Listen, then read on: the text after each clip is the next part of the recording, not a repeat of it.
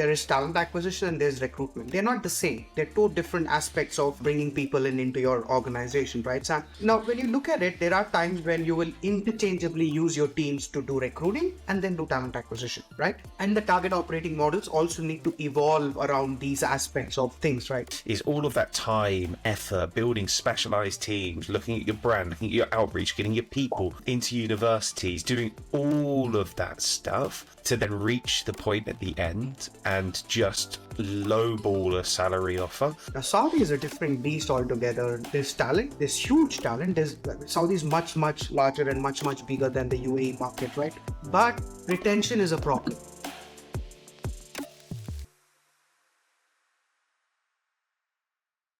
Javeed, wonderful to have you on the show, buddy. Thank you very much, Sam. It's a pleasure. Thanks for having me. Yeah, it's going to be awesome. And yeah, so great to meet you. Maybe a month or so ago now, we had some fascinating conversations and I thought, well, we've just got to get you on the show. We've got to talk about what we were talking about and, tons of other things as well. So, for the audience, for listeners, for people who don't know who you are, lovely to get a kind of an introduction, who you are, what you do. So I'm a talent acquisition leader and I've been doing talent acquisition for about the last 20 years of my life. It just feels the only thing that I need to do is recruit, and I'm very passionate about finding people and finding the right careers for them. All started back home right after college, somewhere in 2002 is when I came out of college and I started working. I started working for United Nations. That was my first gig. And then after about a couple of years, I left that and then went to work for a call center. Everything kind of made way to the recruitment journey, which started in about 2005, 2006 with IBM. And I just fell in love with this trait or with this industry. And I spent about 15 years with IBM between India and Middle East and Africa. And I also did a little bit of consulting, external consulting with IBM. For external clients in recruitment and leadership development. And then I moved on to MasterCard for about a year. And then I took a sabbatical, which I really needed. And then I went to a startup, which was a digital bank in Saudi on the likes of Monzo and Revolut. I was employee number 5 and then built them up to about 200 employees in about 7 months. Wow. And it was a great experience, right? IBM, MasterCard, and then suddenly to a startup where there was nothing. It was something, but I think I needed that for my career to ground myself and take myself back to the roots of being a great recruiter that we all want to be. And then, KPMG happened in 2021, right after COVID, joined them, started from the scratch, right? I mean, KPMG here in the Middle East was wanting to do everything absolutely fresh, build everything over. And that's what I did after joining KPMG. Currently in my role, I'm managing KPMG, Saudi, Levant, and the cluster, the entire Levant and the cluster, which includes Lebanon, Jordan, Iraq, and so on and so forth, including the big kingdom as the major hiring aspects for the growth of KPMG. Yeah, that's me. And I've been doing this. There was time when I used to recruit about 900 people a week, Sam. Sunday to Sunday, 9 offers need to go out. That was one of the KPIs that I had. And from there on to build consulting practices with just about very niche hiring, one-on-one hiring, taking candidate experience to the forefront. That's been the journey from volume recruitment to absolutely building niche target operating models for the organization. Amazing. And I think, so much rich experience there. Everything from kind of greenfield projects for enterprise multinationals to greenfield projects to startups to operating in an existing system in a major global organization. It's certainly a fascinating journey. And I think part of our conversation before was actually on that operating model, which you touched on at the end. It's like, it's not a one size fits all. Even within an organization, it's not a one size fits all. And I think given your experience, there was kind of fascinating outtakes from our conversation before. And I'd love to replay those, resurface those, add a little bit of depth as well. So when we're thinking about target operating models, what's the, I suppose, process when you think about the problem? How do you think about the solution? What does each one need to look like? What should people think about? I think very, very clearly, this is something that each talent acquisition leader or any recruiting leader needs to look at doing, because if you look at any organization, there is talent acquisition and there's recruitment. They're not the same. They're two different aspects of bringing people into your organization, right, Sam? Now, when you look at it, there are times when you will interchangeably use your teams to do recruiting and then do talent acquisition, right? And the target operating models also need to evolve around these aspects of things, right? For example, if you look at it, you're going to an organization might need something very unique. You need subject matter expertise recruiter built into the system. You want to have somebody who is day in and day out working with the hiring managers, spending as time learning their businesses and so on and so forth. So that's one model. The second model is you could have a factory model. You have sourcers, you have schedulers, you have recruiters. There's a shared service center sitting out of some low-cost country in India, Egypt, Pakistan. Could be so many of those, right? That's another model. And there could be another model wherein there is just a recruiting, wherein there are people coming in and saying, I need 5 people, and you just get that delivered for those hiring managers. Now, when a talent acquisition leader needs to look at how a target operating model is going to work, he or she needs to assess, I can have maybe 5 target operating models in one firm. I can have maybe 3. And it depends totally on how I want to deliver the work for the business. Now, for example, in my life, I have consulting, which is the strategy consulting, risk consulting, tech consulting, hiring. Here, I use a model which is completely 360. The recruiter owns the rec till the onboarding part of it, right? Wherein there is a lot of continuity built in, not just from the candidate perspective, which is amazing because you've got great candidate experience coming through it because you've got one person managing the entire process of it, but from the business perspective, is now he's telling the recruiter, you know what, the last hire we did, I loved the person, but you know what, we want to tweak some things because this is how I want to see that. Now, the hiring manager will make this recruiter part of his or her team, start inviting them to calls, proposals, and they will involve them in terms of like, you know what, I'm going to propose for this big business coming in. What do you think talent is available? So the journey starts right at that point of time. And that's really worked for me for my consulting business. But when I work for volume businesses like auditors, right?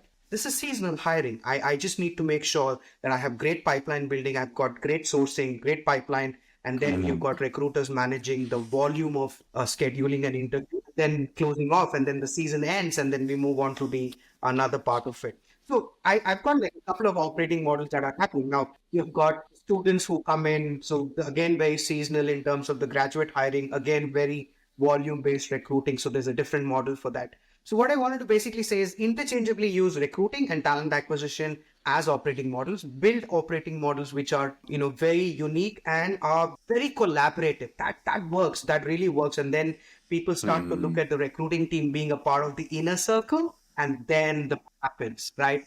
Once you have a recruiter who basically is telling your hiring manager, listen, you need 5 people, but I can give you 3 people, but I can give you 2 other alternatives. That's the marriage that's going to work for a very long time, because that's how you can't find the best find. You can't always have everything in a candidate. And that's how I think target operating models need and I to think evolve. lots So and you've lots got to to have pick up on multiple that. few I of think those. the kind of bit on that one-to-one relationship, so super powerful, right? And a recruiter being able to have that viewpoint of exactly what the business area is looking for, being far more involved in the day-to-day. I think there's tremendous value there. But there's also a bit of operational risk, right? Because that person leaves, you don't have good retention in your recruitment team. That ramp time to bring somebody else up to the same speed is very different to like that kind of shared services model, that central piece. So I think that's an interesting one. I'd love to get your distinction, because you've mentioned recruitment and talent acquisition. Recruitment and talent acquisition as 2 different parts. How do you? Where's the difference? Give me a definition of each as you see it. Because those words are used interchangeably so much. I think, the one thing that I always tell people is between the two, the key difference is one is being strategic and one is just being reactive. Just that, as simple as it can sound, right? Talent acquisition is very strategic in nature. You've got to go back and sell yourself as a good talent acquisition partner and not a recruiter. Recruiter is what? You can find a candidate, you can source a candidate, you can get the job done, negotiate offers, blah, blah, blah. But a talent acquisition person is going to sit down and says, you know what, you've been looking for this person for such a long time. Let me change the strategy. I'm going to bring in somebody who's going to do this half. Or you know what, there's a person on your team who can do this job for you, and I will find a replacement at a lower level for you. That's the strategy between recruiting, and where You put on that hat to help a hiring manager not just put a bum on the seat, but actually get the right skill and the talent. That's the Yeah. difference. I think it's similar on that front then. So when we were looking at the Resourcing Leaders 100, it was the difference between recruitment and resourcing, right? Recruitment being that process, that reaction, that function, and then resourcing being solving the problem through skills, providing scenarios, being that true business partner. So in this setting, resourcing and talent acquisition are the interchangeable, phrases, and then that kind of recruitment certainly different. Because I think it is important, and sometimes you don't need that strategic service offering, right? Sometimes you just need to put things very quickly that need to be able to respond quickly, etc. But I think the part which organizations can potentially fall into sometimes is you've got graduates, which often sits outside of the kind of typical target operating model, but then the rest of the business will follow quite a similar one, maybe with the exception of exec hiring, but you might have pockets that will work in a different way where you do need that subject matter expertise, where you do need those individuals who have deep entrenched knowledge. And certainly from our perspective, when we think about tech recruiters, they tend to own their own domain, because it's difficult to switch from a go-to-market role to a technical role. And the way in which you operate the kind of hiring process is going to be different from one to the next. How do you make sure then that, I suppose, what are the commonalities between the models? How do you ensure something like candidate experience across target operating models? Because it's a very different experience having a scheduler, a sourcer, a recruiter, a kind of factory model process and being in a factory model process versus this kind of one-to-one connection, deep entrenched knowledge of the area that you're going to go into. Like how do you maintain that between the two? Can you maintain it? Sometimes it's difficult because I don't know whether you want to maintain it. For example, when you're having a bunch of graduates coming in for a group discussion and a assessment center kind of a thing, maybe you don't want to be able to manage. I mean, you want to create experience on the day. You want to be able to handle them well, but it has a difference. But let me take a shot at how you want to do this. Now, as a recruiting team or a talent acquisition team, you've got to have a culture of your own on operating. One is you got to make sure your candidate is customer and your hiring manager is your customer. You got to treat them as your customers. That's a culture that you want to be able to drive as a leader to your recruiter, so that the recruiters understand that, you know what, we can't take things for granted, because we know we've got talent. We know we've got influx of applications coming in. Let's not go back and take them for granted. That's the first DNA that I build with my recruiters. I'm saying no matter who it is, what it is, you've got to go back and make sure that there's response and there is a kind of an approach where you make them feel that they are an applicant and not just anybody and everybody. That's a culture that you want to build in your recruiting team. Now, while you build that, you got to make sure that your recruiters and your team understands that what you're doing is not a transaction, but actually affecting a little bit of a life of a candidate who's working on a career chain. There's a lot of anxieties. There's a lot of stress going on there. They're leaving their countries, coming into Middle East, and there's a lot happening. So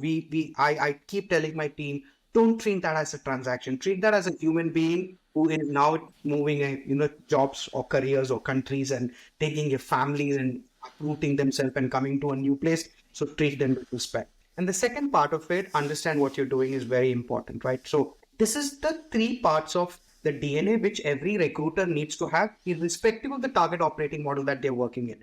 That's very, very important for me as a leader. Then what I do is I basically then help them understand. Now, when you look at what you want to do, have a clear roadmap. No matter which target operating model you are working on, every recruiter or the partner will have a screening call with the candidate, irrespective. Now, the screening call will basically tell them, thank you for application. I'm going to now go ahead and process your resume, and here's how your roadmap is going to look like. You're going to have 3 interviews, 2 interviews, and then we're going to work on the offer. Then I'm going to come back again, and I'm going to discuss the numbers and your relocation. Then I'm going to discuss your immigration. So no matter which target operating model you're going to process, you're going to have a screening call, a very well-defined roadmap of how your process is going to work with us. Now, this takes care of a lot of candidate experience. Now, are we amazing at everything? Not really. We're humans and we error out. There are burnouts and there are recruiters who basically leave out a few things and so on and so forth. But 90% of the time we try to bring this in, and that's solving the major of the problem for us. And this is what we do. And after a certain level and above, I randomly get on to closing calls, right? The recruiter, I would say, just schedule 5 today for me, 3 today for me, so on and so forth. I get involved. I ask the questions. I work with the applicants to see if everything went well. We ask for testimonies, we do surveys, and we learn from them in terms of how we are doing and so on and so forth. So this is the basics of recruiting, and we try to embed that in our everyday practice, and we ask ourselves, did we do well? And this is how in each of the target operating model, we try to maintain the candidate experience. Now, we don't try to, I mean, when you go director and above, it's an absolutely different process. We absolutely give white glove process to every hire that we bring in. We throw a question out to the room and say, how many times have you been through your own process? How many times have you applied for a job on your ATS and run through the experience that the candidate has? And what I love about your example there is, even though you're leading the TA function, you're still jumping onto calls. You're still seeing what it's like day to day for people to actually engage with your process and see what the experience is like firsthand. And I'd implore others to do the same. As you kind of explore. And the other part then, I suppose, which is bedrock and table stakes, is then, the brand itself, the employer brand and your brand presence and brand reputation. And, that's going to curtail into some pretty core issues in region, which we absolutely have to come to. But how do you maintain that brand representation, that brand image as well, in terms of, how you're speaking about it? Because it's different for each stakeholder, but of course there's got to be some commonality there. So yeah, I'd love to get your sense on that when you're running multiple operating models. Now, EDP different. I mean, absolutely. Managing the entire thing is so different. So, for example, when we pick up and call somebody and we're saying we're calling from KPMG and we want you to come and work for a consulting, and they go, oh, I didn't know KPMG Middle East had a consulting practice. We thought you were only doing auditing, and then we had to do all of that again, right? So it completely differs. So there is a lot of work that the firm and the organization is doing in terms of putting out the branding material out there. We're talking to a lot of things and so on and so forth. But the recruiters basically do have a certain amount of kit that we built together to send the brand out. And it is important to go back and not just send them materials and brochures, but send them actually testimonials of candidates who've come to work for the organization and so on and so forth. It was so easy in past life when I used to say, I'm calling you from IBM, and then they say, oh, really? Okay, can we talk? And then, but when you do the other brands, it's so difficult. But having that understanding of what your brand does, what has been the wins, revenues, growth, so on and so forth. And when you talk those kind of terms into the market, it really helps. And that's how we've been able to go back and try to get that brand image out into the market coming in from a recruiting perspective. In most of the ways, the recruiting or the talent acquisition team is like the marketing team, right? We are the face or the first face to a candidate before they even know about anything. And hence, we've got our markets team to give us a lot of material, a lot of videos. We worked on a lot of other aspects of it. And although there's incredible brand reputation globally for KPMG, actually it's greenfield, right? It's fresh into region, and there might be a perception that you only cover X or you only cover Y, and therefore these roles aren't of interest. And we certainly see that a lot, right? Most organizations that we're working with from a hacker job perspective aren't seen as a technology brand. Most companies aren't seen as a technology business. There's a very clear technology businesses that everybody associates with, that everybody uses every day, but actually most organizations, every organization is a technology business to some extent. And it's like, how do you evidence that part? So I think there's a lot of commonality there. There's a lot of, kind of crossover and similarities.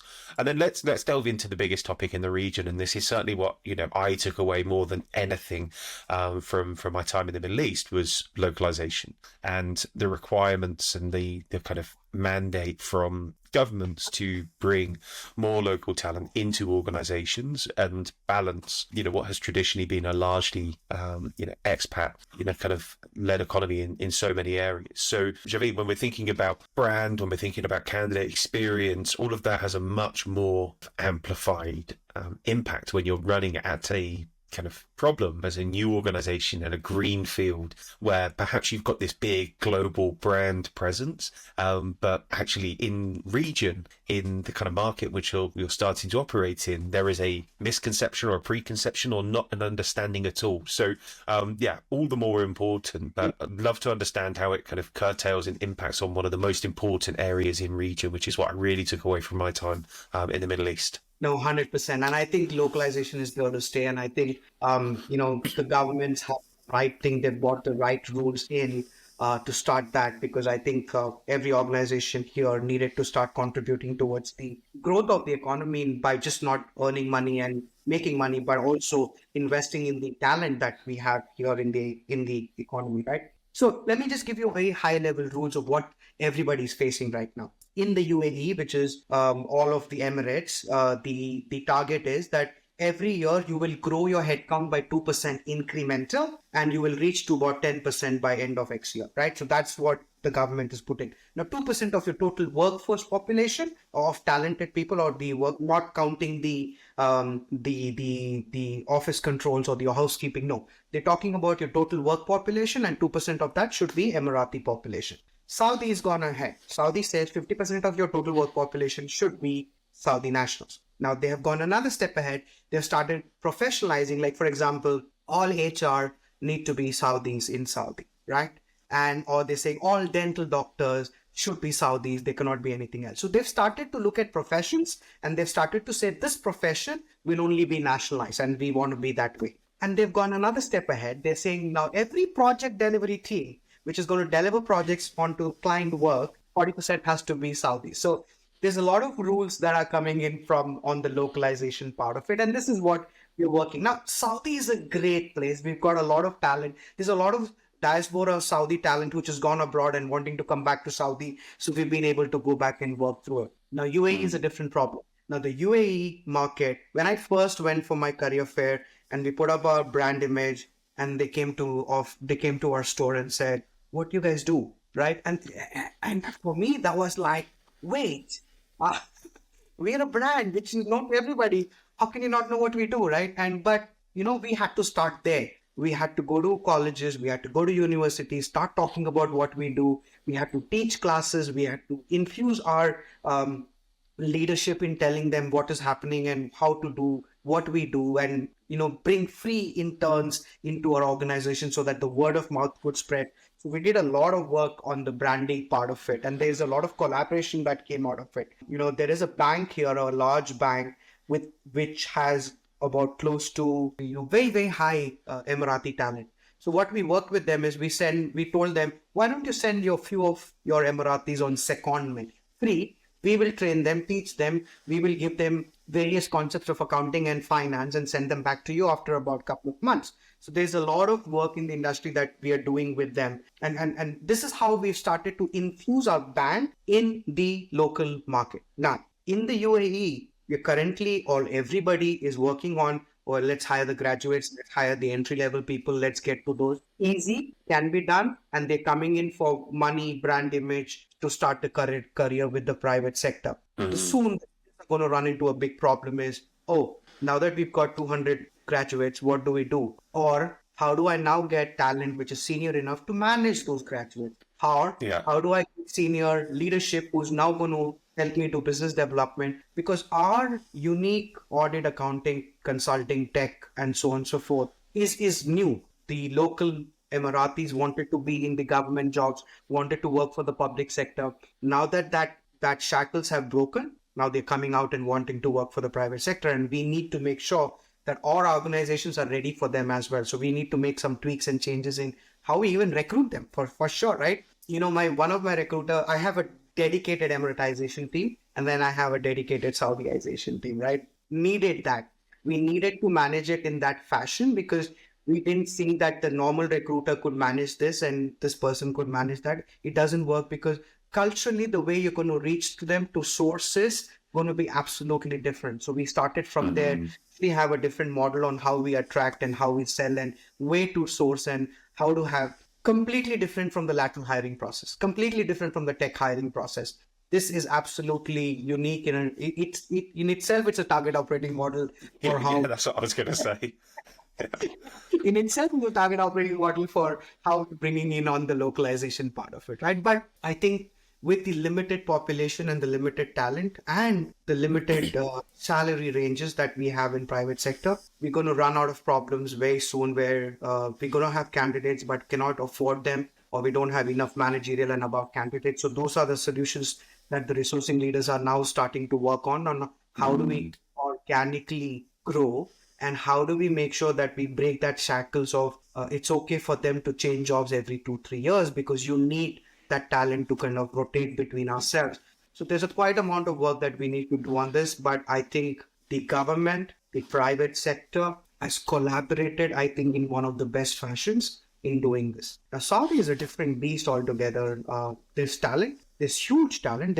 Saudi is much, much larger and much, much bigger than the UAE market, right? But retention is a problem, right? So, for example, we hire Saudis, we train them, we get them up and ready in 2 years, and then some government organization or a semi-government organization would offer them, and then they would take them away for 50% hikes of salary or 100% hikes of salary. So there's a different problem that we're facing in retention in Saudi on how we keep our talent within ourselves, whom we've invested so much. But I think from a Saudiization perspective, 50%, I think we're already there. And there we don't have the problem of managers. We've got some great leadership, which are Saudis. So that's a different problem, but we've got these problems that we need to solve out. But amortization is something that we need to now start maturing, rather than just bringing in entry level and graduates at this point of time. And I think, again, it's a really unusual juxtaposition when we think about public sector coming in and adding such significant hikes on people's salary in comparison to, almost every other market on earth, where private sector is able to pay considerably more than the public sector. So that's always an interesting kind of dichotomy when we're looking at this. I think, the other parts which you mentioned as well, again, another target operating model, another way of recruiting talent, when it is literally business critical for you to be able to do that from a mandate perspective, but then also, from a societal perspective, to pay back into, the nations in which, organizations have benefited from. So, yeah, fascinating on that front. And what's some of the things which people can get wrong? Because I know, from the kind of figures that you were sharing with me before, you're performing really well as an organization in achieving those objectives and achieving those aims. But where can people maybe take a misstep? What can be things for people to look out for when they're trying to reach those targets in region? So I think they need to design things very clearly. So one is they need to understand that this talent is not as the same talent that is coming from any other part of the world, right? They need to make sure that clear differentiation. That said, you don't want to go back and treat them differently when they are part of the. You need to be inclusive in how you onboard them and how you treat them, because moreover than that, whenever I've done the roundtables, the feedback that we've got is they treat us differently. They treat us like we are something different. We don't want to do that. We want to be able to infuse the inclusivity of how you treat others. But let's go from a recruiting point of view, right? The recruiting or the talent acquisition point of view. These people are not the ones who are spending time on LinkedIn's or the other job boards. So your sourcing strategy has to be different on how are you going to attract. Don't stick to your old school techniques of I'm going to put in a job post, applications are going to come in, I'm going to run assessment center, I'm going to give them a test. No, it doesn't work that way. So there's a lot of time people have failed on those sourcing techniques. You got to go back and start thinking alliances, partnership with the government, partnerships with the colleges and the universities, not only doing a career day, but even thinking about, can I come back and take a few classes for you students who are going to graduate this year? Can I be a part of your alumni network? So this is where things went very well for us. Even in Saudi, I'm giving you examples more generic, but this has also helped us in Saudi as well on how we get to our numbers of 50%. But amortization, this is how we were different. Now, when you call a candidate for a job, the first question is going to be, how much are you going to pay me, right? And you got to be different from how are you paying a local person versus an expat coming in from another organization, because there's a difference between culturally how they have been here versus how we all have come from another country to a part. I'm not saying that there should be a marginal difference or a huge spectrum of differences on salaries, but there has to be a curve out that you don't become penny wise pound foolish, wherein you save a few dollars now and you're going to lose the candidate for a few thousand at the end of maybe a year when that person is going to get offered 1,000 more somewhere else and then leave, right? So you don't want to be penny wise pound foolish. You're going to be able to say, I'm going to give you the right salary, I'm going to give you the right benefits, and you want to come and work with us. And now, if you're shortage of money, beware. And we said, government, how can you help us? And they said, you know what, Javed, go ahead and hire as many you want. We'll give you a few % subsidy on certain things. Now, the government has these kind of supports. Now, for example, in Dubai, right, this is amazing what the government is doing. If you hire anybody at an X thousand, the government is going to give you another few thousand, not directly to the company, but to the candidate, saying, you join private sector, the private sector is paying you X thousand, we're going to give you a few more thousand, so your salary looks nice. The government is also helping. Now, what most of the organizations did is, oh, the government is giving them X, so I want to reduce X. No. Then what happens is you're creating a vacuum of, oh, I bought these people below my pay zone A 1, 2, 3, 4, 5. No, you do what you do for your organization. What they get from the government is not long term. Someday that will stop because the government cannot keep doing this forever, right? So you got to think long term. And that's where a few people got this wrong. And I have been accused of being amazing at my salary ranges, but I think we found the best talent just because we put the right numbers in. We ran a business model. We went to our board and we said, this is how much this is going to cost us. This is how the ROI is going to look. This is how you guys will win public sector projects because we've got great talent. And I think investment for us to do. And they said, yeah, let's go ahead. Let's do this. And we were so good at it. But I think these are some of the mistakes the industry is doing. But there are some people who are doing amazing as well. Like there are people, and I think about putting my hands in these are all my fellow resourcing leaders from RL100 as well, right? And I'm like, how did you do another 3,000 people? What do you use? Yeah, and I think, you hit the nail on the head. It's definitely a challenge that will perpetuate, when it comes to the money, because that was what I was hearing a lot of is kind of compounding offers, people moving from role to role, greatly increasing their salary from position to position, not marginal increases. You're talking significant hikes, and that pattern will reach a ceiling, that will reach a breaking point, no matter how much government subsidies there are, to support, which again is really difficult to comprehend the idea that the government is going to further supplement salaries to encourage people to join the private sector over the public sector. But I think you kind of hit the nail on the head with a really key point there, is all of that time, effort, building specialised teams, looking at your brand, looking at your outreach, getting your people into universities, doing all of that stuff to then reach the point at the end and just lowball a salary offer and then have to start that process again. It costs the business money. And that was obviously a big focus of the sessions that we were running, is forget about your cost per hire sometimes, because if your business imperative is you need to go and win this project and this person is going to help you win that project, well, guess what? They're paid a little bit extra to get you to that result. If a project is unable to start because you don't have the right people in place, it's going to be costing you a far greater amount on a daily basis as a business than the extra few thousands that are securing that candidate at that point will do, rather than starting the process again. So I think there's got to be balance, but I think it's key, and it's money talks, and what a way to finish the show. So it's been an absolute pleasure having you on, Javeed. We'll definitely have you on again, and I look forward to seeing you again across the course of this year. And yeah, thanks for joining. It's been excellent. It's been so wonderful. I mean, I'm actually buzzing with so many ideas that I'm going to turn to another. Yeah, I'll be at least another 2 hours. This was so much rethinking the entire thing, and I'm going to go back and send a few emails to my team to say, guys, I think we got to do this different. But thank you very much for having me. It's been a super pleasure, and what Hacker Job is doing in the tech recruiting market, I think I'm a big fan, and I definitely want to see how I can be a part of that journey. So there's thinking happening, Sam. So thanks so much for doing this for me. Yeah, awesome, dude.